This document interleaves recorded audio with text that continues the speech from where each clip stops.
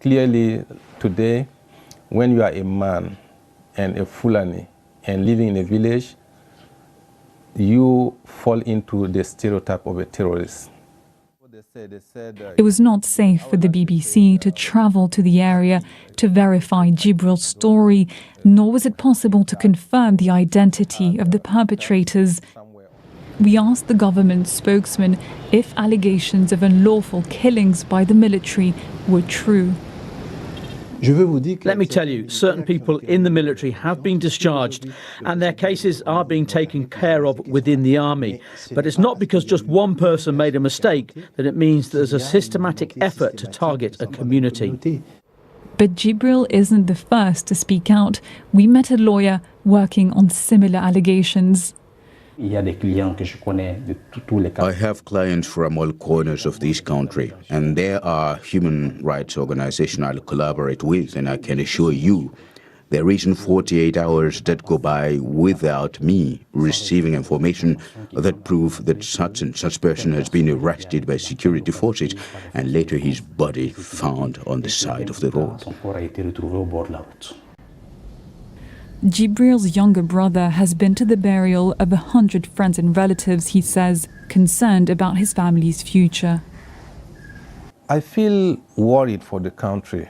Honestly, it goes beyond my family. I'm worried about my family, it's true, but I'm worried about the country.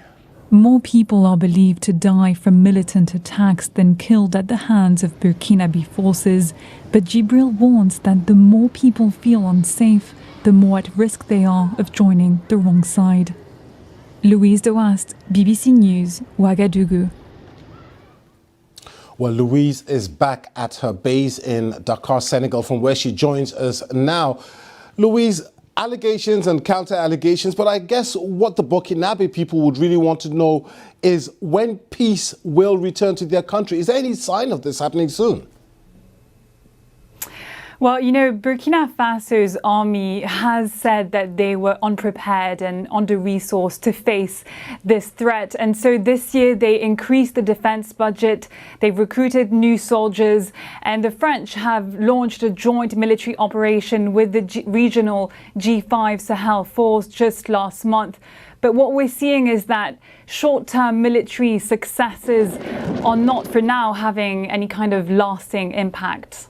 And of course, the situation in Burkina Faso is exacerbated by the fact that these attacks are happening not only within its territories, but in neighboring countries as well. Yes, it has to be seen in a regional context. In November, for example, there was an ambush on a gold mine, on a convoy of gold mine workers in western Burkina Faso. At least 39 people were killed in that attack. In Mali, in neighboring Mali, nearly 100 soldiers have been killed since September in the Liptako Gouma area alone. And just this Sunday, there was an attack on a Protestant church at the border between Burkina Faso and Niger. At least 14 people were killed in that attack. Okay, Louise Dewast, we'll leave it there for now. Thank you very much for your time. Thank you. Now, 2 tropical storms are expected to hit East Africa in the next few hours and on Friday. Recent extreme weather conditions have led to flash floods and landslides, claiming at least 250 lives across the region, including Kenya, the Democratic Republic of Congo, Djibouti and Ethiopia, which are amongst the countries hit by the weather, with hundreds of thousands of people affected. In a moment, we will hear from our weather team on what's in store for the next few days. First, the latest from our reporters on the ground, Patience Atuaire in Uganda and Bella Shigo in Somalia. Rescue efforts are still ongoing in the Mount Elgon region following heavy rains on Monday and Tuesday. And so far, more than 40 people are still feared missing. But the emergency services are hampered by the region's mountainous terrain, as well as damage to roads and bridges. This means that there is very little hope of finding any more bodies or survivors. The government says that across the country, more than 30,000 people may be displaced by the effects of the torrential rains. Hundreds of residents have now taken shelter in school compounds and other communal places. The volcanic Mount Elgon region is very prone to natural disasters, and this kind of destruction happens almost every year. Other districts in the Mount Elgon region have also suffered flooding, which has destroyed homes and farms. The rains across East Africa have been relentless. Reports today also indicate that more than 20 people have died in western Burundi as a result of landslides. Patience Athere, BBC News, Kampala. Heavy rains are predicted to hit northern Somalia from tomorrow morning, with the heaviest rain in Puntland and eastern Somaliland, north of the center of the storm. Weather experts say rainfall of up to 100 to 150 milliliters are possible on Friday and Saturday. The federal government of Somalia said that they are on a high alert in especially flood-prone areas that have rescue and relief teams on the standby. Much of Somalia is usually dry, but since September, parts of the country have received more than the double normal amount of the rainfall. Previously, rains caused devastation in several districts of Somalia and disrupted normal day-to-day activities across the country. The expected storms are coming as parts of Somalia are still trying to recover from the recent heavy rains that have killed at least 17 people, leaving more than 500,000 people affected. Bella Shego, BBC News, Somalia. Well, with a regional overview, here now is the BBC's Ben Rich on what's ahead for the region. The flooding rains in East Africa have been caused in part by something called a positive Indian Ocean dipole. This is where the waters in the eastern side of the Indian Ocean are cooler than usual, whereas the waters in the western side are warmer than usual. And those warm sea waters have enhanced the usual seasonal downpours in places like Uganda and Kenya. But those rains have eased a little over the last few days, largely because all the energy has been sucked into this, a tropical cyclone named Pawan, which is heading towards Somalia. It is going to weaken. It won't be a cyclone when it arrives, but an area of low pressure that will bring up to 150 millimetres of rain to a part of Africa that would normally be dry at this time of year. At the same time, parts of southwestern Kenya and Uganda will see further heavy downpours, and with the ground very wet already, well, that could cause some further flooding. Ben Rich there. Let's take a quick look now at other stories making the headlines across Africa and the rest of the world. At least 58 people have died after their boat capsized off the coast of Mauritania. The UN's migration agency says the vessel left the Gambia weeks ago carrying 150 migrants. Survivors told the UN that the boat was running low on fuel when it approached the Mauritanian coast. Botswana's opposition alliance Umbrella for Democratic Change says it has proof that the recent general elections were rigged. The UDC says it has submitted a petition to the High Court and a hearing will take place in the next few days. President Mogwitsi Masisi's Botswana Democratic Party won the October elections by securing 38 out of 57 seats. The United States and Sudan will send ambassadors to each other's country for the first time in more than 2 decades. U.S. Secretary of State Mike Pompeo and his Sudanese counterpart Abdallah Hamdok made the announcement during Mr. Hamdok's visit to Washington. It's been 23 years since the two countries exchanged ambassadors. You're watching BBC Focus on Africa with me, Peter Okwoche. Still to come on the program. First, Arsenal and now PSG, Rwanda, sign a deal with the French club to promote tourism in the country.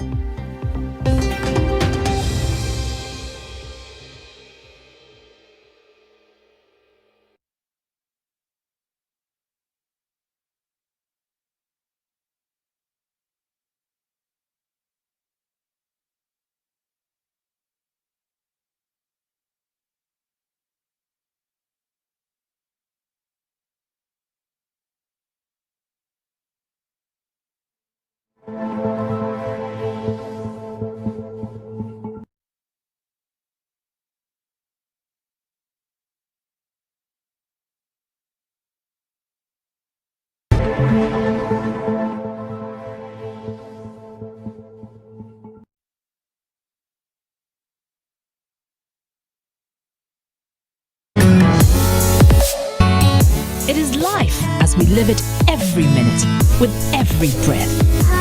Just exhale on Outlook. Coming soon on Joy News.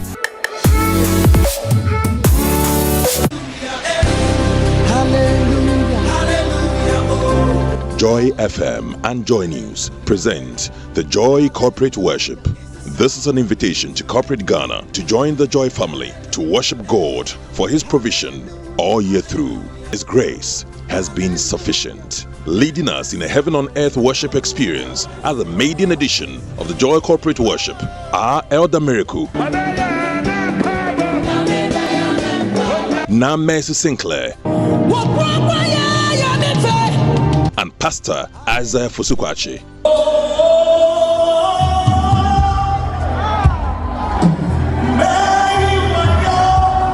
Venue, Charismatic Evangelistic Ministry, CAM, North Legon. Date, Friday, 6th December, Farmers Day at 10 a.m. prompt. Don't miss this corporate opportunity to lay it all at His feet in worship and thanksgiving at the debut Joy Corporate Worship. For further inquiries, call 0302 216540. The Joy Corporate Worship, a corporate appreciation.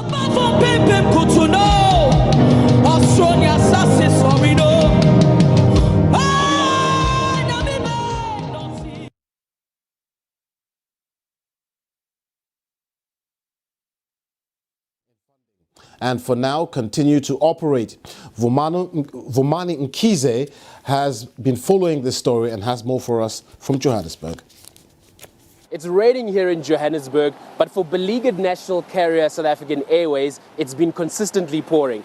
The airline has been going through turbulent times for a number of years now, and today it's been announced that it will be undergoing business rescue. And just last week, we had the Minister of Public Enterprises, Pravin Gordhan, announcing that there will be radical measures taken in order to try and save the airline. And just last month, we had a strike from about 3,000 of the airline's 5,000 strong workers, and that strike it essentially crippled the airline, which costed around $3.5 million per day. And over the past decade, the airline has lost around $2 billion.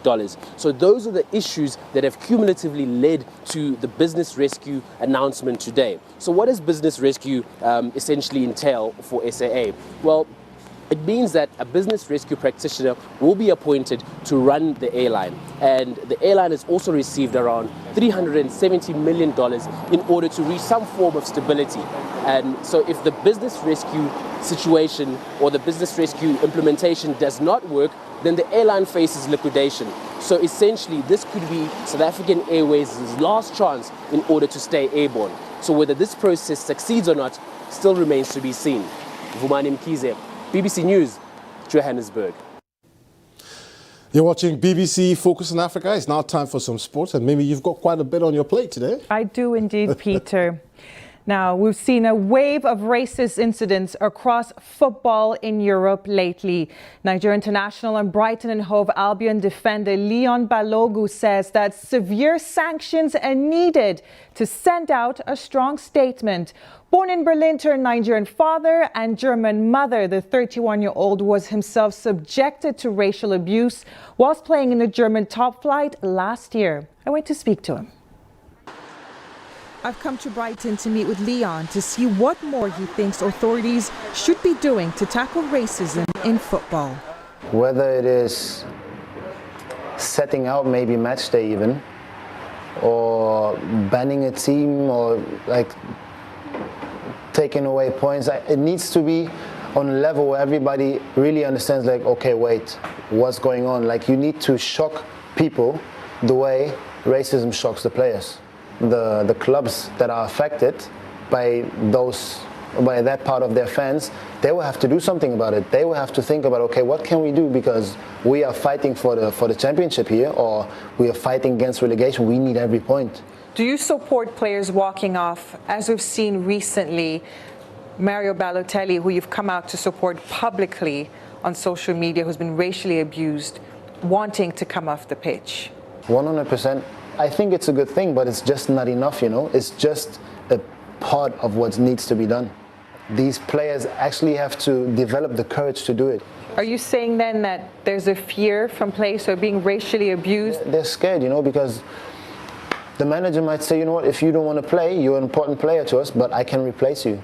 I mean, everybody is replaceable, especially in this industry. That's why I even support Balotelli more in his decision to walk off for Kevin Prince Boateng back in the days. These are statements that needed to be done, or need to be done more frequently. Normally, the guys who are racially abusing the players, they are probably not colored. If then actually their own people would say, wait, stop. You are coming after this player because he has a different skin color, because he has a different religion? Well, not with us, because they're our family. That's what a team is supposed to be. We're walking off. That would be, and also this would empower so many people, players who are racially abused actually, because they then wouldn't feel alone. Part 2 of my interview with Leon out tomorrow about his club and country future. Let's move on. And French champions Paris Saint-Germain have followed Arsenal by signing a deal to help boost tourism in Rwanda. The Visit Rwanda brand will be displayed at their stadium, on the sleeves of the PSG women's team tops, and on the back of training kits. For PSG, we're going a step further and promoting Rwanda as a lifestyle destination.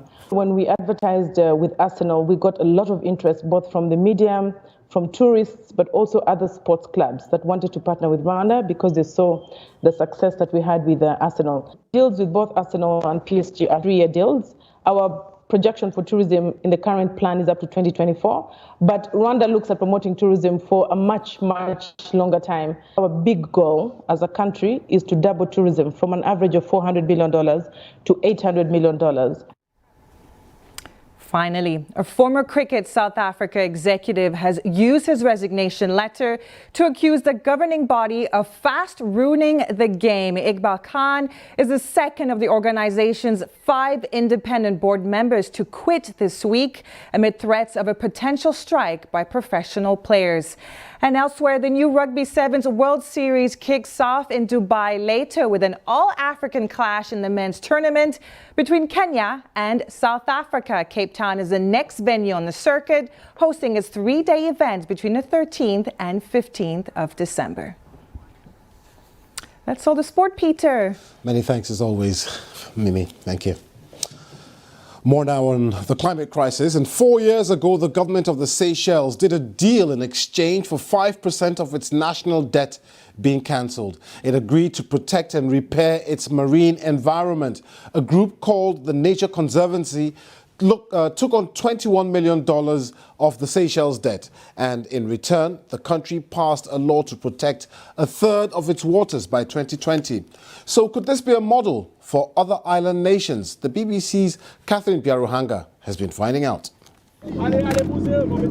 Soldiers who work with the Seychelles Coast Guard carry out a training exercise ahead of the new marine protection plans. They've boarded a would-be illegal vessel to arrest the crew. At the moment, the Seychelles forces are focused on protecting the national waters, usually from illegal fishermen from foreign countries. 99% of this country is water. Monitoring it is tough for its tiny population. With this vast area, it takes us a while for us to get from one place to the other. So the vessel that's conducting the illegal activities will get the time for them to flee. Policing what happens on the oceans here is only going to get harder. By 2021, nearly a third of the Seychelles waters will become marine reserves, with restrictions on human activity. It's part of a groundbreaking deal between the government and the environmentalist group, the Nature Conservancy. The TNC provided over $20 million, which allowed the Seychelles to pay off part of its national debt, and offered better repayment terms on the new loan on the proviso that the money saved, over $80 million, is spent protecting the ocean. We are small, we don't have that much resources. If the Seychelles is successful, other countries may soon strike similar deals. We want to lead by example and show the world that it can be done. The resources in small island countries are not always available, for conservation, for example. So we are looking at innovative ways to raise financing to support the environment, nature and everything. Fishing is a major source of income here, and restrictions on the industry will be painful. But some understand they are necessary. These fishermen have started a project in which they will voluntarily stop trap fishing in their local bay for 6 months, whilst they monitor the size of their shrinking catch. It's funded by money from the debt deal. If, as fishermen, we do not take responsibility for our fish stock, who's going to do it? If we don't start somewhere, then in the future we're going to be very hard pushed to find fish to feed our children. But not everyone is fully on board with the plans. What has happened now is simply to me a publicity stunt. We have, like to say, make sacrifices. But sacrifices should not only come from the fishermen. It will be tricky balancing people's livelihoods and what's best for the environment. Catherine Biarahanga, BBC News, The Seychelles. Let's recap our top story now. Burkina Faso is facing an escalating humanitarian crisis driven largely by a growing extremist violence. That's a warning from the UN Food Agency. Nearly 500,000 people have been forced from their homes because of attacks over the past few years. In response to attacks by groups linked to Al-Qaeda and the Islamic State group, Burkina Faso's security forces have scaled up their counter-terrorism operations. But there are now allegations that security forces are carrying out extrajudicial killings. French President Emmanuel Macron has asked leaders of the G5 Sahel nations to come to France on December 16th for a meeting. Now, don't forget, you can catch up with me and some of the team on social media. I'm at Okwoche. But for now, from me, Peter Okwoche, and the rest of the team, that's it on Focus in Africa. Thanks for watching. See you soon.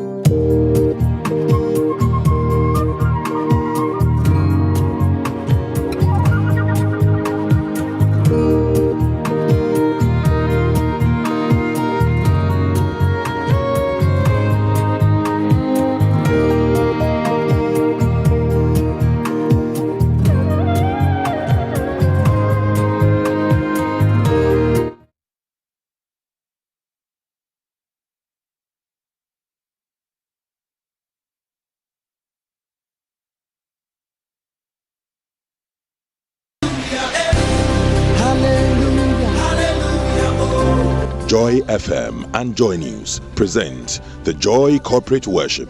This is an invitation to corporate Ghana to join the Joy family to worship God for His provision all year through. His grace has been sufficient, leading us in a heaven on earth worship experience at the maiden edition of the Joy Corporate Worship. Our Elder Miracle, Namesi Sinclair, and Pastor Isaiah Fusukwachi.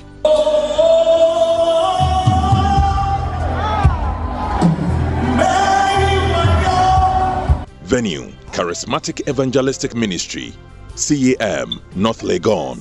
Date, Friday, 6th December, Farmers Day at 10 a.m. prompt. Don't miss this corporate opportunity to lay it all at His feet in worship and thanksgiving at the debut Joy Corporate Worship. For further inquiries, call 0302-216540. The Joy Corporate Worship, a corporate appreciation.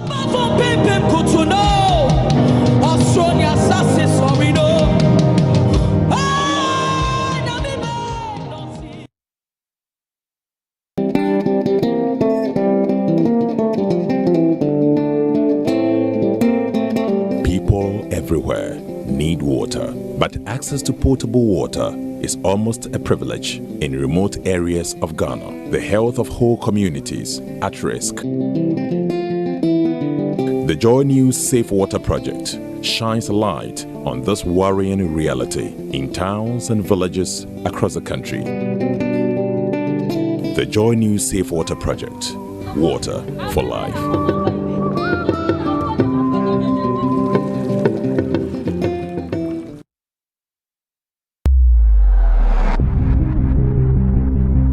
It's a widely talked about subject. The state losing substantial revenues as the politically connected ride on the influence of people at the high offices of the land to grab confiscated vehicles. Joy News investigates. Cars on auction. Coming soon on Joy News.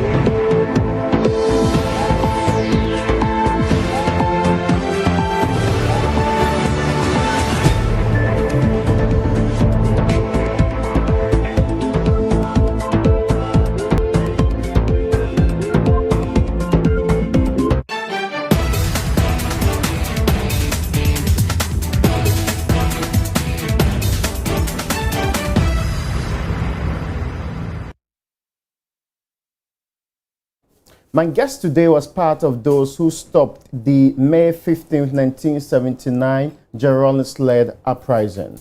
After this break, I'll let you in on the crux of our conversation as we build up to the screening of that particular documentary that recounts our history properly and tells you what is happening to our attempts to make sure we reconcile these states.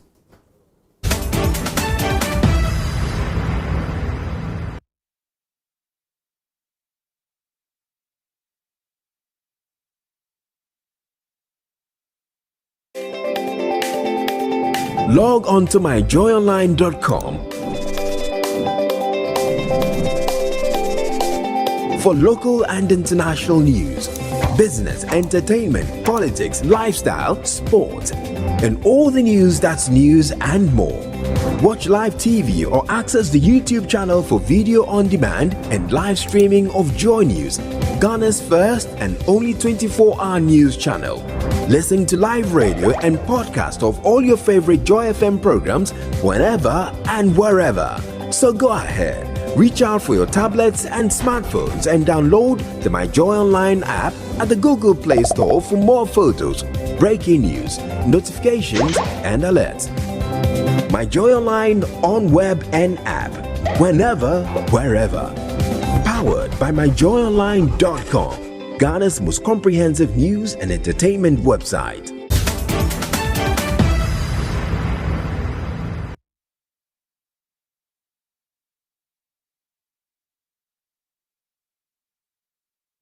You're welcome back. This is Upfront. My name is Raymond Akwa. My guest today was one of those who stopped the Rawlins-led uprising on May 15, 1979.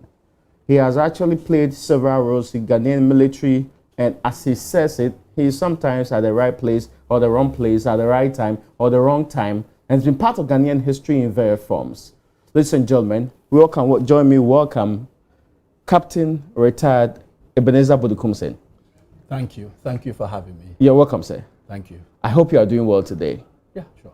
Now, you have your own scars in Ghana's history, let's be clear, but let's start from when you joined the military. Well, I joined the military in 1974. Okay. I think it was June, April, around that time, 1974. That was during the reign of Achampon? That was, yeah, early days of General Achampon. What made you join the military? Two things. As a child growing up, my dad was one of the first black army officers. Oh, I see. Who joined, I think around 1958, if I can remember right. he was a captain. He was the first black chaplain in the Ghana Armed Forces. So I grew around the military guys. I saw General Ankra when he was commanding the 1st Battalion in Takoradi. I see. When he was Lieutenant Colonel, my father was a chaplain. So I grew around them. I grew around General Kutuka and Afrifa. We were all around the same barracks in Kumasi. I was going to their houses. It was Kutuka's command Land Rover that would take us to school. You know, so I grew around them. And I remember as a kid, sometimes I'll sneak into my father's room, and they had these tall mirrors, and then I'll put on his cap.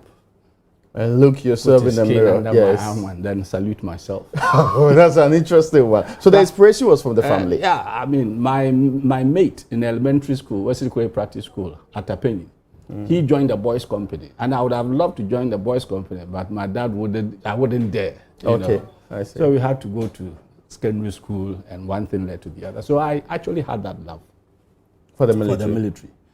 Another thing is, I'm not an A student. You Really? know, actually, I wanted to read business administration in Legon. And that time it was the in thing. It was pretty new. And so I really didn't get my 3 A's or 3 B's. I was an average student, and it was very competitive. So I had to go and do English, geography, I think psychology, history, and those things. And my dad said, no, boy, you are not going nowhere. Okay. So I said, well, he had taught all the registrars in the 3 universities at that time. Okay. So I said, then call Uncle Bruce. He was in Kivaso. Call this uncle in the Legon, and maybe they'll get me a good course. No, you don't call nobody. You sit down and get the better grades, and you do exactly what it is that you want to do. Okay. So I rebelled. You know, I mean, I don't like sitting exams again. So I rebelled, and I said I wouldn't. So I had become a problem at home. Then General Utuka visited my dad once in 2nd D, and I was Kobolo running around with I had finished 6th form in Fansipim, and I was just running around with the seamen in Takoradi, this kind of Takoradi, you know. And then my uncle actually was that Major Akwa who was killed with the judges. Oh, Sam Akwa? Yeah. He was a colonel in the Kwame Nkrumah's regime. He was demoted. And then he had taken me on at paper conversion, and he was always advising me that I should come down and go back to school like the old man was saying. And then Utuka came to visit. And he asked the old man, what's this boy doing here? I said, well, I haven't finished university, and I have to finish my university before I get to do what I want to do. And then the general asked, boy, what do you want to do? I said, I want to join the army, but the old man won't let me because I wanted to join the military 6th form after O levels. And not after university? I had passed. He just got them to take out my application from that place, so I couldn't. So I went to Fansipim for 6th form. After 6th form, I wanted to join. Still wouldn't let me because he wants me to have a profession before. So when Utuka saw me, I told him this. I said, oh, Papa Soldier. But you chop your soldier finish. Let this boy to chop his soldier. Oh, what's your trouble? And he said, no, I should get my profession first. So behind my father's back, he made me a sign to call him. Okay. So I called him, and then he asked me to see the adjutant in Apremdo. I went to see the adjutant in Apremdo, and there was an enlistment going on. By the time my dad could say, Jack, I was in Accra, he had to come and look for me at the academy. You're already enrolled. That's an interesting one. So I actually wanted to join. And so was General Ike Utuka that took you to the military? Sure. You knew him very well? He knew my dad very well, not me. Yeah. You know, my dad knew almost all of them. Of course, you were then, so you were not... Not me. But then at that time, he had even finished his stint at the staff...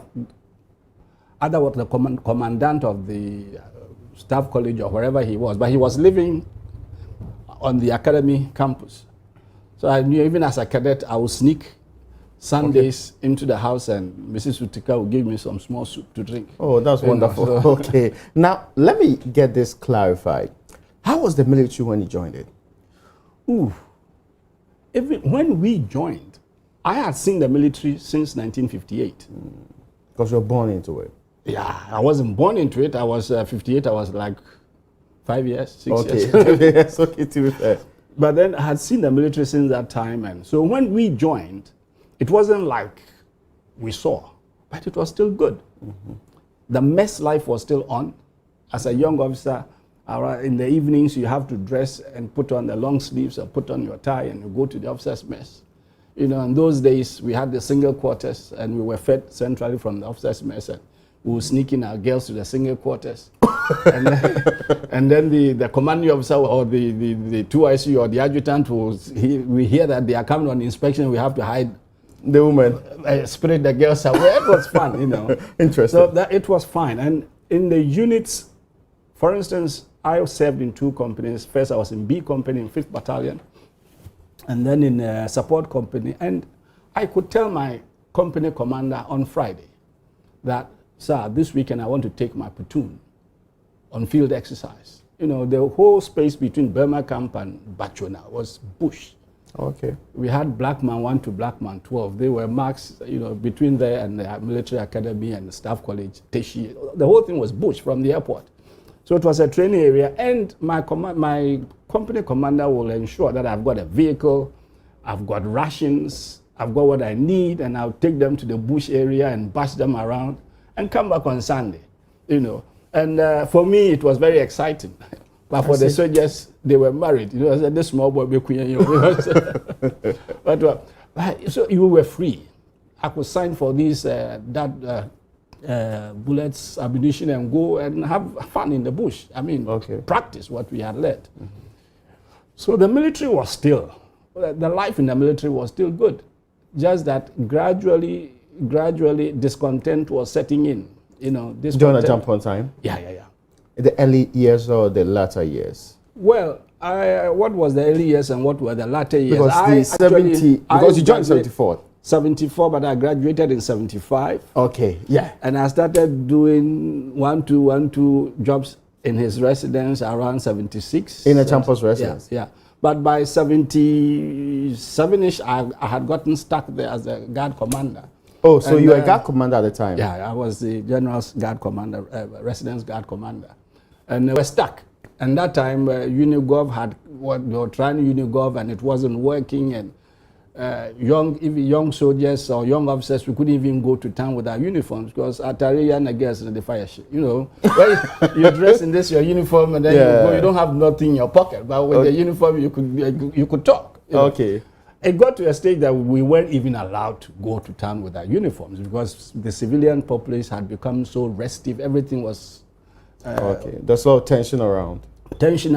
And then there was what you call control items. I mean, control price and all sorts of things. I remember... They said that the military people were the ones compelling people to sell at controlled price. Sure. And sometimes they were abusing them. Right. I remember my own experience. I was almost sacked from the army the very first month after graduation. And I will never forget it because I was a second lieutenant and I had come to 5 Battalion. My whole problem started with when I came to 5 Battalion. Originally, I was supposed to go to Para Battalion. But then General Champon saw me on the parade ground. I commanded our intake and he said, boy, he saw my father and they took me there. And so he knew my father. He asked me where I was going. I said, Para Battalion. He smiled. By Monday morning, my postings has been changed to 5 Battalion. I think that was the beginning of my problems. Oh, I see. Now, let me get this clarified too. So, how was the tenure of a champion getting to the tail? I mean, some have talked about the things he's done, the infrastructure development, Operation Feed Yourself and all of that. You were young then, but did you experience some of those? Were they good times? Yeah, they were good times. I would say they were good times. Well, I realized and I saw the tension out there with the Unigov. Yeah. But I was not political. I was just there making sure that I do what I'm supposed to do. And sometimes we'll have to warn our contemporaries who are in Legon and say, like, if I come on the stakes or you come on demonstration, I'm going to do it against you, I'll beat you up. You know? There was that general tension, you know. I remember as a second lieutenant, like I was saying, we passed out in November and I got to my unit, and in December, I went on operations and I arrested an articulator load of sugar, you know, in the night. And then I got my boys to evacuate it to the barracks. I was a hero the next morning in the unit. You know, you laid ambush, you arrested these smugglers and you brought it. I was full of energy, you know, only to be told that I had arrested the wrong articulator. Oh. And that 4 cartons out of the whole, almost 1,000 boxes were missing, and I have stolen sugar. Really? Not knowing that the sugar belonged to the wife of General Bob Kote.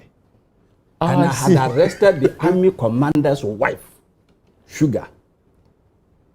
And I was now being charged of having stolen sugar. And that I should return the whole consignment and apologize. That was how bad things were getting. Okay. Because I knew the commanding officer, I knew the commanding officer when he was a second lieutenant in Kumasi. I was a small boy. You know, I knew a lot of them. So I looked at the commanding officer's face and told him I wouldn't do it. Second lieutenant, I said, sir, I can't take this sugar back to town. It's not going to happen. They marched me out of his office, and he knew I was right. Yeah. So you see that the acts of indiscipline had already started seeping in. Okay. But finally, he got them to return the sugar, and my first pay was seized. To pay for the 4 cartons of the sugar. that were apparently missing. I had to hand over my pay slip to the commanding officer upon receipt. So I had to go to my uncle, Mr. John K. Richardson. That time he was the MD of PTC. And he saw that his soldier boy was very morose. He asked me, Papa Soldier, what's wrong? I said, it's bad. What's wrong? And I told him the story. He asked me, have you told your dad? I said, not yet. I said, don't tell him. He went into his bedroom and said, how much is your pay? Those days it was peanuts, you know. How much was the pay they seized from you? I told him. He went to his bedroom and brought me my money. He said, case finished. Oh, everything is settled. Stop frowning. Why was the Acheampong removed? Acheampong actually was removed because of general discontent. Was it more Unigov or more about his general governance style? I tell you, I wasn't too political and I haven't bothered to. But okay. I know that Unigov brought about a lot of friction and tension. You work in his office or home? Home. Yes, you work in his home. Yeah. Was the claim that, I mean, he was exchanging women with cars and all those true? You heard that claim? I heard it. It's exaggerated. There was no golf for women with big backside. There could have been a golf or two, but he was not. But you're not dismissing the entire. He was not coerced, you know. He created coerce, so it could be that he will give you a note to go and see coerce that look. Okay. Because those days everything was being rationed. Motors, actually. Yeah, coerce motors. Those days everything was being rationed. So I could even imagine that if you had money to buy, they would tell you that wait for 6 months or 1 year. And so if you knew the old man and the old man gave you his green ink, definitely you would get preferential treatment. But whether it was one woman, one golf, that one I don't know, because I was. We saw a lot of women in the house, though. Interesting. Now, that was a point that many used against him too. So they also raised issues to do with corruption. Was he corrupt? Acheampong himself per se. Have you ever heard anybody proving that he actually amassed wealth? No, not proven. I mean, as claims. Yes, that is the issue. That was what people were putting out there. Yeah. But I can understand because those in the military were angry because we had this funny feeling that the officers who had been sent on secondment, like Housing Corporation, State Fishing Corporation, these senior officers, Cocoa Board, these senior officers were being promoted in tandem with their colleagues who were still in uniform in the barracks. Okay. So therefore, even the senior officers themselves were angry among themselves. And they saw them living a more affluent life than those in the barracks. Meanwhile, rations were being cut. Everything was in short supply. You know, his famous that thing, that he repudiated his, the national debt. And it caused a major constriction because even when he had the money, the big powers wouldn't even sell him the spare parts to fix the vehicles, to give him the equipment. Okay. I understand even the mines were grinding to a halt because even if you had the money, they wanted to cripple him so you wouldn't even get spare parts to buy. Oh. You understand? So there was that tightening of the noose around him. So definitely things were really, really tough. And especially those of us who were close by him were feeling the heat even from our colleagues. Oh, I see.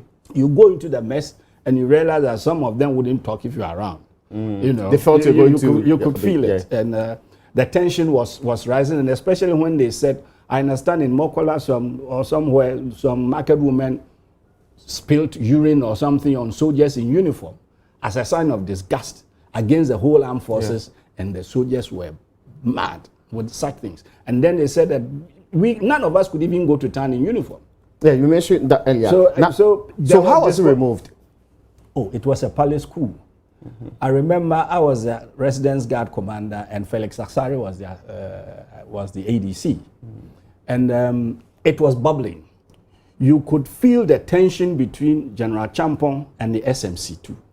Is it the SMC1 or SMC2? One. I see he SMC1, yeah. Because it got to a time he would give us instructions that he doesn't want to see any of the generals in the house. So if he says no general will come to the house, you come to the gate, we turn you back. We could feel it. His colleagues? Yes, especially shortly before his overthrow. It happened one morning. He was not well. He was at home and he was on excuse duty. And we had been told that he was not going to receive any visitors at home. Normally, when he's coming home from the office, they will send us a list of people who will be coming to see him in the evening at home. And at home, we will manage him. When he goes out, Felix will manage him, you know. And then General Kufu wanted to come and see him, and he was the CDS. And I knew General Kufu when I was a Form 5 student in Tamale. He was the commander for a para-battalion, so I knew him very well. And General Kufu was coming to see General Champong at home. It was a morning, around 8, 9, and the old man had said he wouldn't see anybody. So we heard the bugle from Reki Regiment, from Arakan, that they were blowing the general salute bugle. So my sergeant and myself quickly went to the gate because we had to relieve that poor private soldier or corporal standing there. And it was also drizzling a bit. So we went and I told him to step aside and I stood at the gate myself. And then he came in, the bar was down. They would expect the bar to go up with the flag coming. So I kept the bar down. My sergeant was standing next to me, ramrod. And then the car stopped. And I saluted. And they were expecting the bar to go up. It wouldn't go up. So finally, he lowered his window. And Father Wolf, we used to call him Father Wolf. He had these big eyes. And that big mustache. Yeah, and if he stares at you, you know that, yeah, someone is really staring at you. Then he looked at my face and I was looking at his face. He said, what's happening here, young man? I said, nothing is happening here, sir. So what do you mean? I'm coming in and what's happening here? So we've had orders that nobody is expected and the old man is not prepared to receive any visitors. I said, do you know who I am? I said, yes, sir. That's my CDS, sir. And I said, the old man is not expecting any visitors, sir. Then his ADC, who was sitting on his side, he said, he did this to me, he said, okay. So I suggested that, sir, I think you want to call the old man yourself. Because I haven't had any instruction. And I wasn't about to go inside and ask him. So he rolled up and he left. And I knew he had left. Not knowing he went to Arakan Officers Mess. Okay. And I had two commanders. If the president was home, I had to take instructions from the home. But then I had my battalion commander too. So I got a call. My battalion commander said I should come and see him. And Kufu had been gone for like 30 minutes, 45 minutes. Okay. So you didn't care. I told my sergeant, okay, I'm going to battalion headquarters and I'll be back soon. So I went to see my battalion commander and he sent me to Tema to go and get some roof finishes or something for the unit. Because somehow at that time, with my face on TV and around and with the champion, I used to get things done. Okay. So I went to Tema, got everything that the unit wanted, came. And as soon as I got to the unit, I realized that the atmosphere was wrong. So I got to my unit at the residence. And my sergeant himself was standing at the gate as the guard. So I said, Sergeant Pio, what's the trouble? He said, Baba, the trouble come. I said, what's the trouble? I said, the old man has asked that the guards should be locked up. First, they locked the two poor soldiers. Then they locked the section commander, the corporal. Now he is the one standing on the guard himself. Now, if he locks the sergeant, he'll go and go, I will be the next person to lock up. So what happened? They said, when you left, General Kufu came back. And the poor soldier, when he saw the flag, was flapping. So he just lifted the bar. And I understand there was heated exchange of words in that residence. And he threw Kufu out. You know, so we realized tension was really building. Yeah.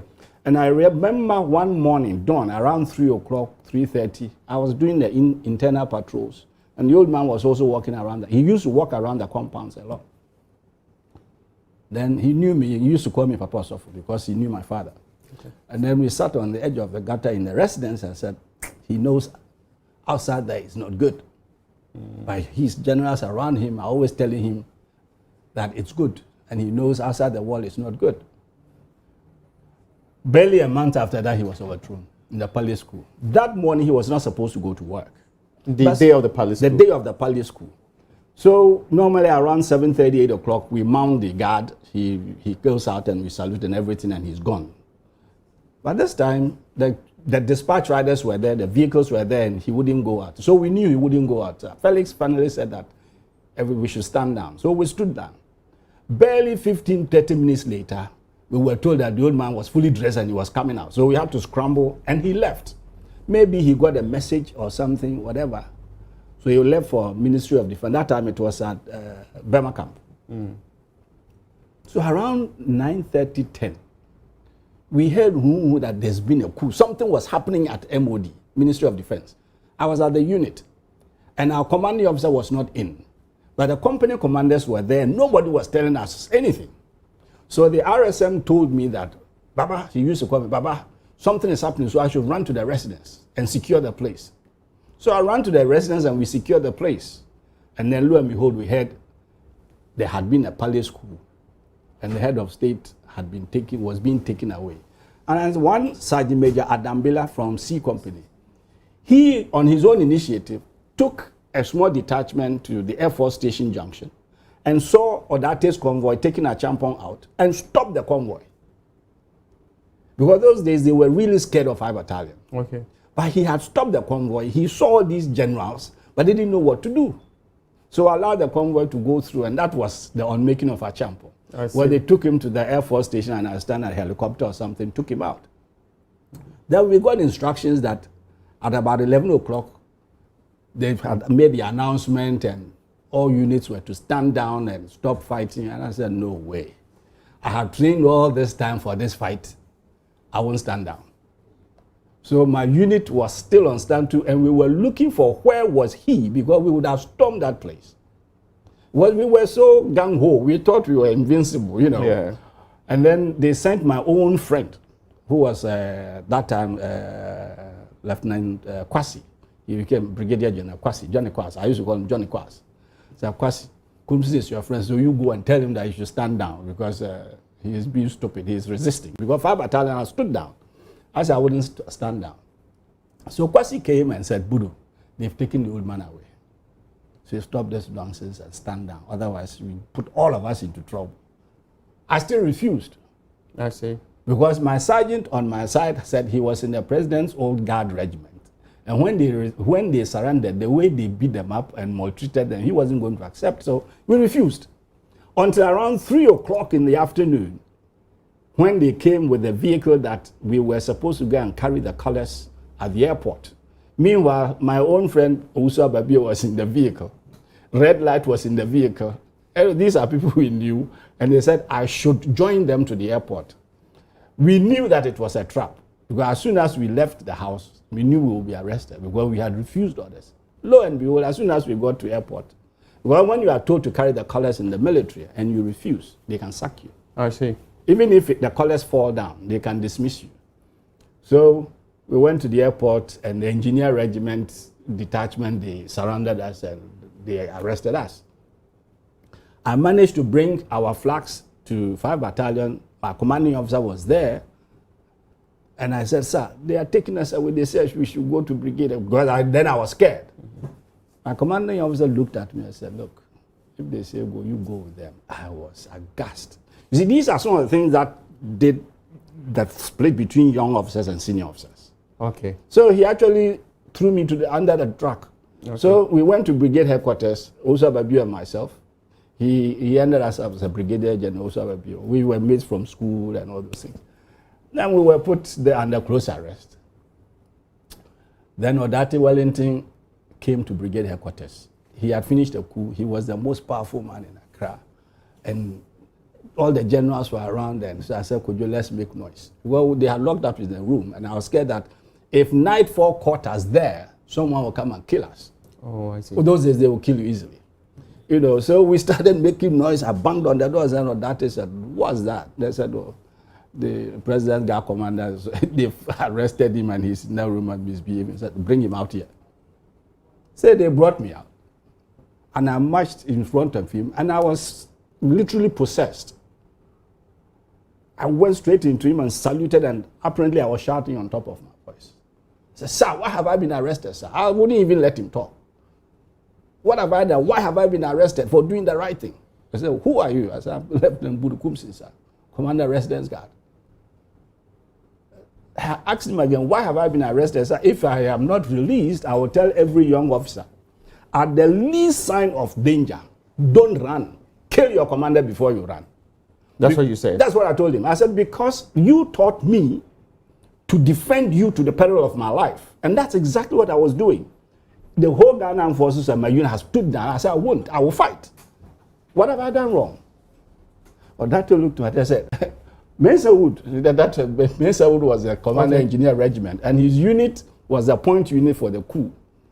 Mensa, didn't I tell you before that nobody should arrest any 5 battalion officer?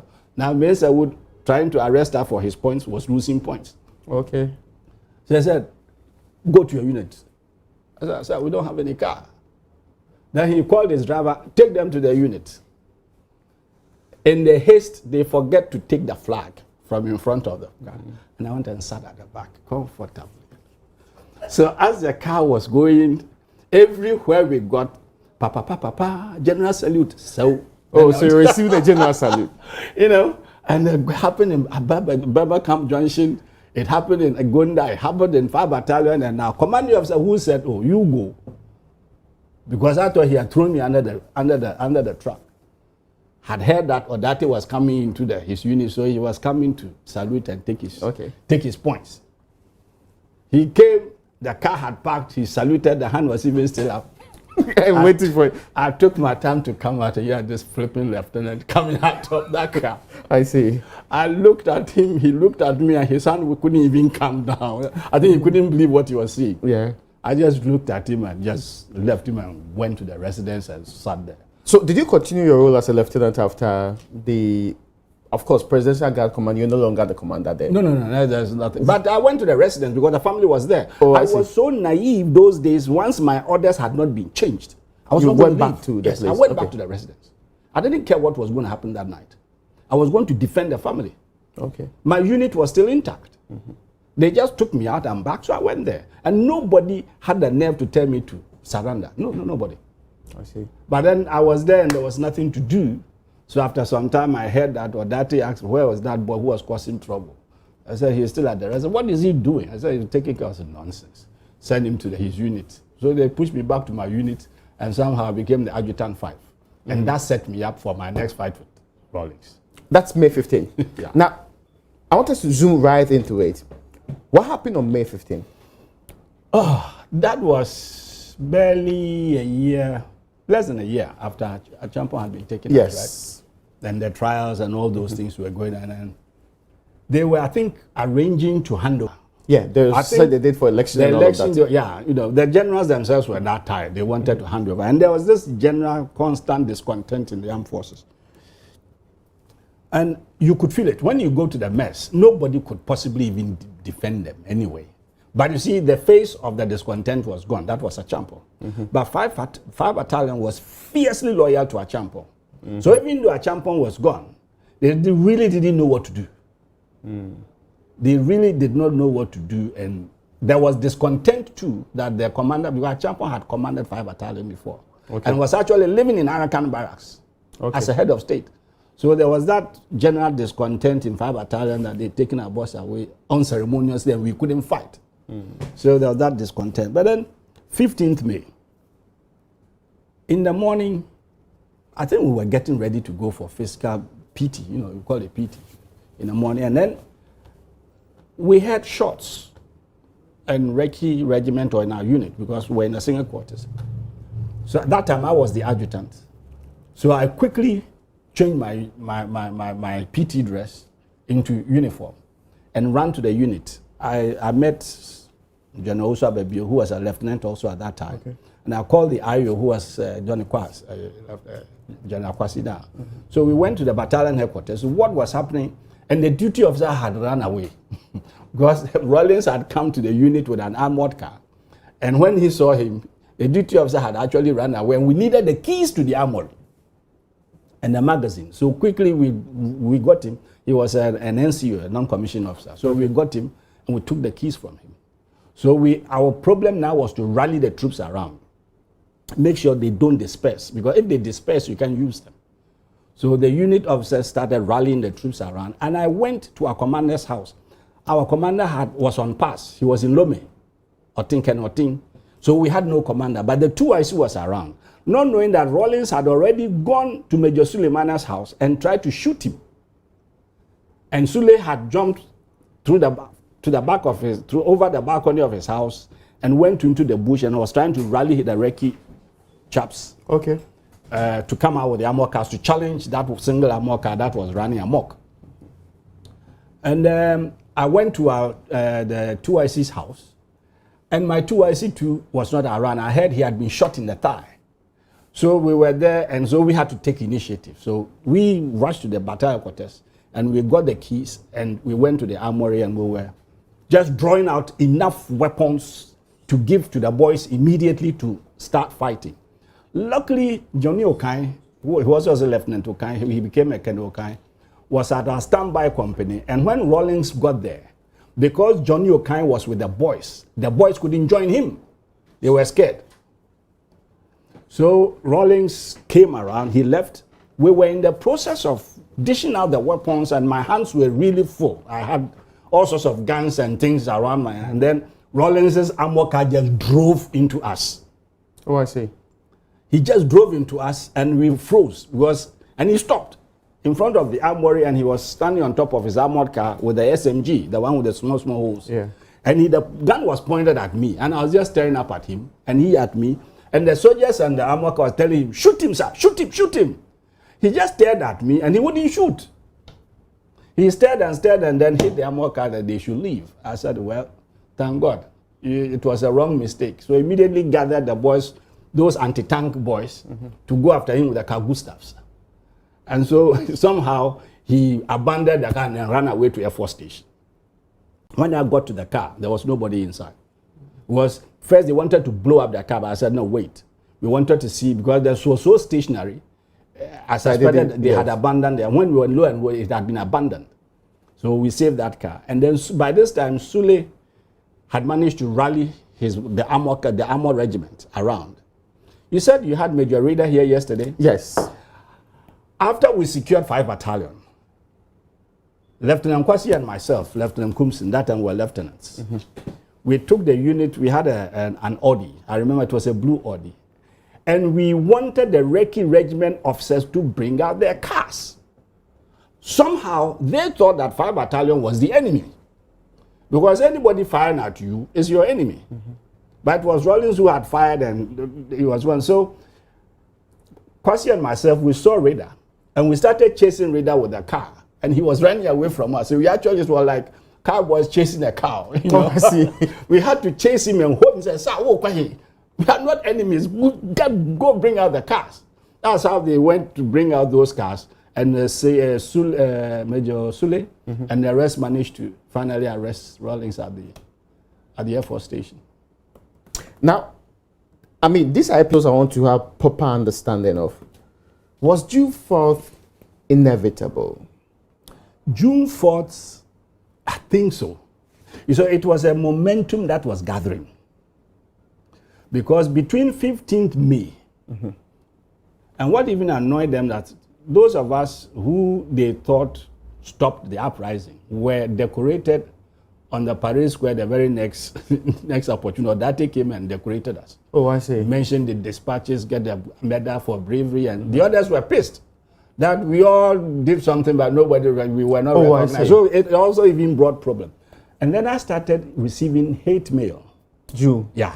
I was the adjutant 5 battalion, and I had helped to put this thing down, and it was apparently a popular uprising. So we started receiving hate mail.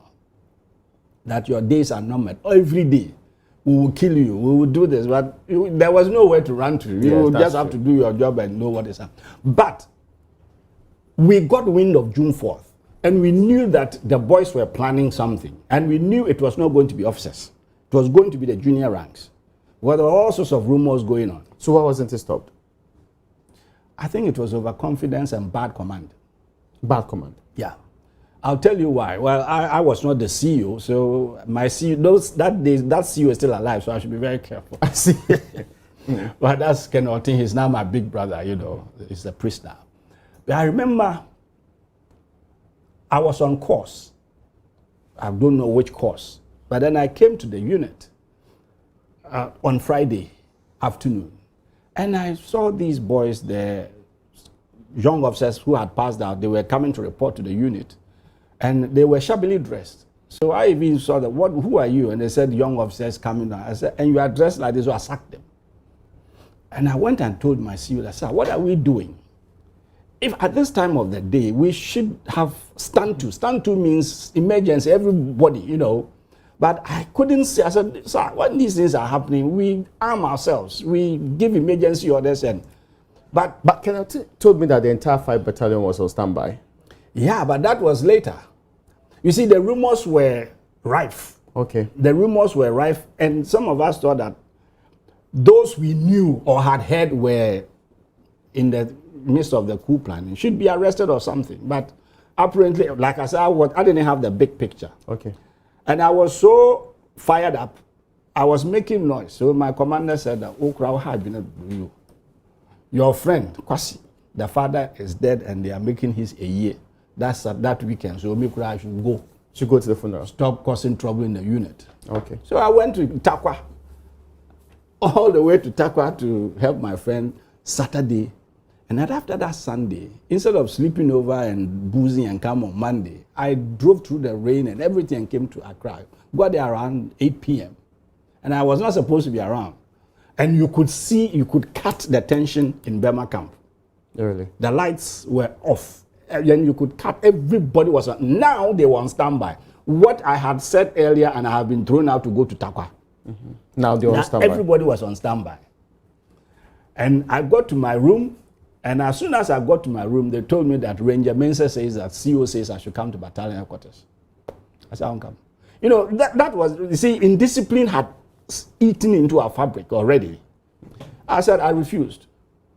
You know, and I understand. I wasn't there. That Bachanfo could tell you better, or the CEO himself could tell you better. I understand that they even knew where the boys were going to assemble to start the coup. Instead of arresting them or killing them, they laid an ambush. And guess what? In the ambush, Kojobu Achijan was one of the commanders with Fritz Atipu. That is my company commander. Mm-hmm. Fritz is a I don't want trouble type of CEO. And Wachijan somehow had been fingered in the 15th May thing. And Rawlings is his friend. And they were all now in cahoot. You understand? I get you. So instead of springing the ambush at the right time, they didn't. And so they lost the initiative, and the first shot ran out, and there was then confusion. Bachanfo and those who were there can tell you better. I can only tell you where I got involved. That's true. Mm-hmm. So they said the cry was kill all officers, and it was 1 a.m. Like Rita said, it started in the night. And the volume of ammunition being fired, I thought everybody in Burma camp was dead. I wasn't there. Meanwhile, an armored car had driven to the singing quarters and fired through my house. So I had to run because the new adjutant 5 was there, and those I had to run. And my wife was 7.5 months pregnant. Oh, so I ran out of the room only to hear her shouting. So I had to come back into the room and take her out. And I think that is what saved me, because I would have run to the unit to go and join, not knowing that all the officers had scattered. So we were in the bush playing hide and seek with these soldiers who were firing sporadically into the bush until about 5:36ish. And then we heard noises in the bush. So I knew that now the soldiers were coming into the bush and they were going to kill us. And this is my 7.5-month pregnant wife. I really didn't know what to do with her. So I just put her at about 1 or 2 meters distance from me. and went to decide that I would drop 1 or 2 people and they will kill me so that she won't be killed. Okay. I had my gun fixed. And I saw somebody coming in white shirt. White shirt. You are like a silhouette in the night, at dawn, you know. Can be seen, yeah. And this guy was fast. Then I read it was Tremejang. So I still wouldn't lower my sights. And then the next I saw Mrs. Boachija.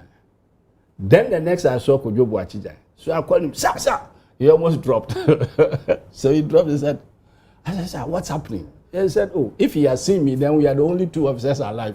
But they've killed all officers. But from 1 a.m., the noise was kill all officers.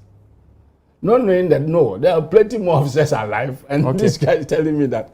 And I said, no. I've heard Ranger Mensah's voice at the armory, so we should go and help it. We were talking when our voices went high. So somebody fired into our midst.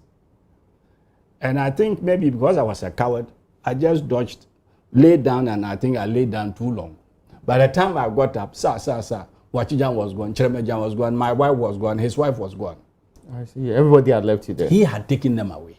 I understand they went to Achimota. Then, now I said, okay, now I'm free to fight. So I decided to join Ranger Mensah at the armory, at the magazine. I crawled like half a kilometer or so, just crawling, because you can't stand. And then I got somewhere behind Achampon's residence, that area, and someone had a maize farm about this high and had weeded the maize farm the previous day. So it was like no cover. And it was 8 o'clock, the sun was coming up, so I laid my head down to rest. I was tired, so I slept. I see. The next thing, I think I was dreaming, I heard something pressing my head into the sand and someone screaming and screaming. I wanted to lift my head and I couldn't lift my head. This idiot, one Tete Mate, lieutenant, I thought he was another rank, had the barrel of the G3 in my ear pressing into the ground and just screaming that I was a bad guy and this adjutant that would kill you. So what have I done, We exchanged words, one thing led to the other. I said, if you make noise, the guards at Achampon's residence will kill us. They will kill both of us. So he kept quiet. Then he asked me to go into a thicket. I said I wouldn't go. Well, I went into the thicket, I knew he would kill me. The people who commit murder don't want people to see them.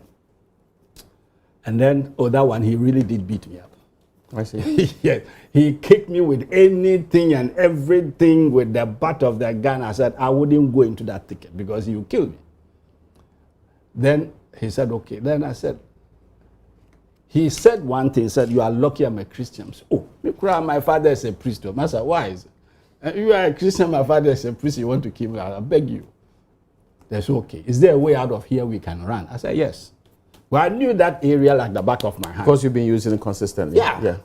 I said, there's a gap in the fence, so we could go through that gap. And then he said, I should get up and lead the way. As soon as I got up and we wanted to go, not knowing that my laces, the boots, I did not finish lacing my boots in the night. So it were loose, and this twine, had entangled it, and I fell down. Out of fear or whatever, this boy emptied his barrel, the magazine. Then he shot you? Yeah, he shot. Then I felt something very sharp and hot on my right side. I thought I'd been shot. I said, why? They said I wanted to run. I said, I'm not running. The grass caught my leg. Not knowing that, I don't know. The bullets actually missed me. But the stones on the ground cut me up mercilessly. So I started bleeding. And he said, if you try any monkey tricks, he will kill me. I said, okay, but there's the gap. So he said, let's go. So we went. We got to Bachona. And not knowing that the soldiers had seen that the officers were running through Bachona, railway station there. As soon as we got over the ridge, the soldiers saw and they fired at us again. And I was in front of this guy. So we ran back and we were running. We ran and ran and ran. Now we were going towards Tishi Academy, And then the sun was high, about 10-ish, getting to 11. And then we got to this watermelon farmer's farm. And we were really thirsty. And we wanted to drink some water. We saw a calabash. out of nowhere came this guy with a cutlass. In the middle of a coup, this guy comes with a cutlass. And this Tete Mate was just standing behind me. I don't know whether he was transfixed. I just turned around and managed to grab his G3 from his hand and fired in front of the farmer, which caused him to run. Okay. Now I had a gun. I said, now you take the lead. So I took him to Teshi and handed him over to Major Mensa Gbedema. Mensa Gbedema was standing there watching Arakan. It was like cowboy cinema, boom, boom with the bombs. And I told him what was happening. I was made to brief the commandant what had happened, what was happening in academy in the Arakan, because so far we were just killing ourselves in there. Nobody really knew what was happening. What was happening? So I briefed him, and I was made to go and brief the brigade commander also. So we went and briefed the brigade commander, and we were told that one captain from Engineer Kwekudia, from Engineer Regiment, had been sent to Burma camp with reinforcements to free the senior officers, and had made some successes, but meeting stiff resistance around the Ministry of Defense. So they wanted one battalion to go and reinforce them. That one battalion officer is still alive. He told the commander in the face that he wouldn't go. I thought they would kill him. But the commanders were weak those days. Me, if I were the brigade commander, I would have killed him. But he said he wouldn't go. And lo and behold, as soon as he exited the gate, instead of going towards Bamaka, he went towards Tema and went back to his unit. We were there until they came and arrested the brigade commander somewhere in the afternoon. Why, I don't know. But when they were coming, when we got to brigade, I met Major Sule, Major Sulemana, Major Sita, and Lieutenant Hatcher. These were the three officers with three big armored cars, almost ties flat, full of bombs and ammunition, waiting for orders to storm Burma camp. But they were there until they came, the soldiers came, they arrested the brigade commander and the senior officer, Sule, and the rest, they ran away. So these armored cars were there. Luckily for me, one of the drivers, the leader of the drivers, Bempa, was my father-in-law's cousin, or Wafasi. So he asked me, sir, what do we do? I said, go and hide in the cookhouse, because you Iraqi people are the enemy. If they see you, they will kill you. I see. I thought that the armored cars had keys, not they had switches. So they took out the switches and went and hid in the cookhouse. So the guys came, they took out the senior officers and left the armored cars there. So after a while, when these Iraqi boys came out, they came to me and asked me, sir, what do we do? I said, we go to Burma camp. They thought I was crazy. I said, what do you want us? One of them said we should go towards Togo. I said, we wouldn't even have fuel to get to Togo, and someone will kill us. We should go to Takrad. I said, how? We can't run the gauntlet. I said, let's go to Burma camp, fight and secure some territory, and see what will happen. I didn't have any plan beyond that. Somehow those days, I was so naive, I thought I could do anything. I just was spoiling for a fight. So I asked them to show me how to traverse these guns, and then we started driving towards Burma camp. And then after Palm 1 Junction, going to Burma camp Junction, some guys made a mistake and fired on us. So the three armored cars all started, we released the guns on them. No resistance. We got to Congo Junction, went straight out. There was always this structure at Burma camp, the junction. Within 1 minute, it was gone. And we took everything, I scattered everything. Then got to Congo Junction, and I didn't know where to go. Now the boys were shouting at me because they were afraid to be stationary. These armored cars are afraid to be stationary when they are fighting. Sir, where, sir, where? And if you go straight, we will meet my own unit. They will kill us. Burma Ministry of Defense too, I understand, had fallen. So line of least resistance, I said Air Force Base. We zoomed to Air Force Base. Within 1 second, I had dismantled the gate. We drove around the Air Force Base. Within 1 minute, 2 minutes, we had conquered Air Force Base, and then I had a base. I said, you see, I told you. Now we wait for a knife. They asked me why. I said, I don't know, but we have a base. Someone will come. So around that time, Wilberforce came. One Captain Wilberforce. That time I was a lieutenant. He said, Budu, your name is all over the place. What's wrong with you?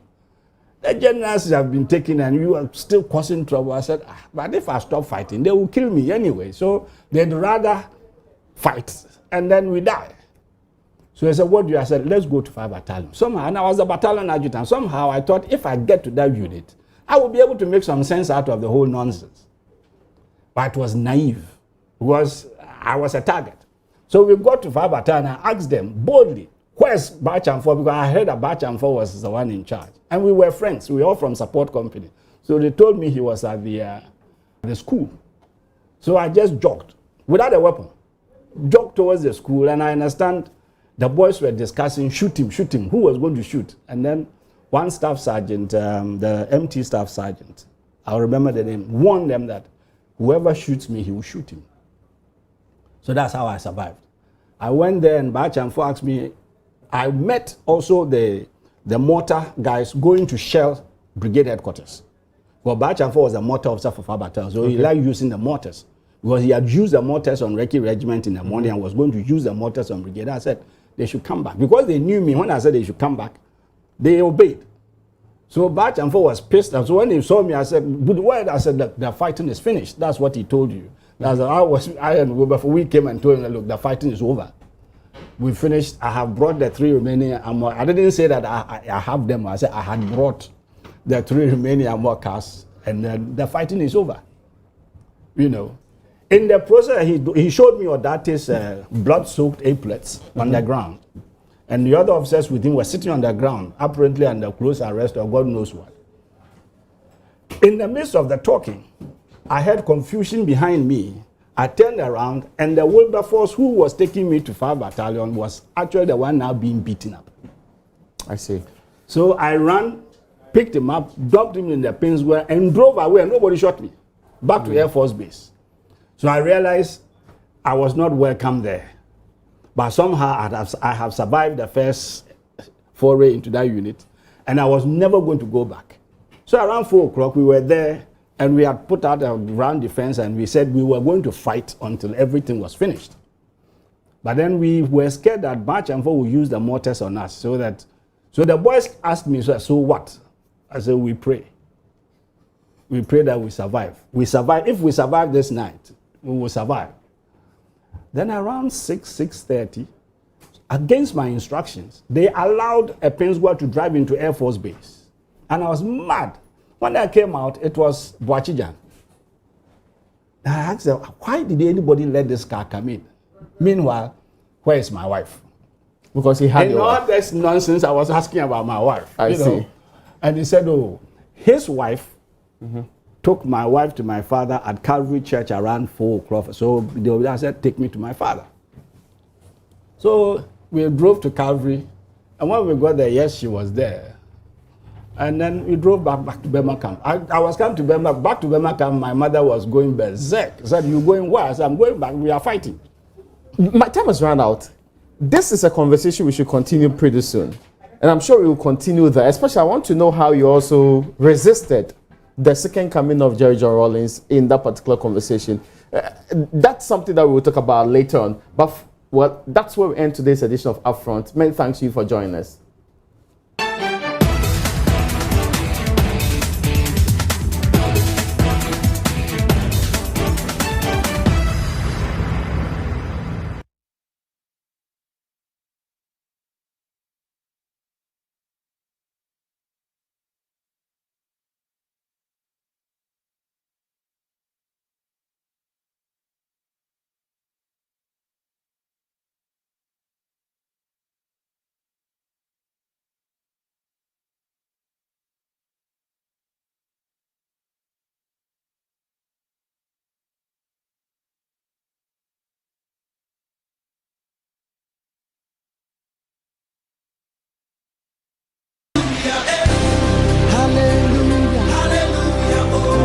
Joy FM and Joy News present the Joy Corporate Worship.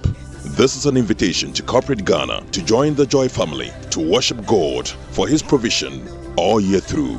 His grace has been sufficient, leading us in a heaven on earth worship experience at the maiden edition of the Joy Corporate Worship. Our Elder Miracle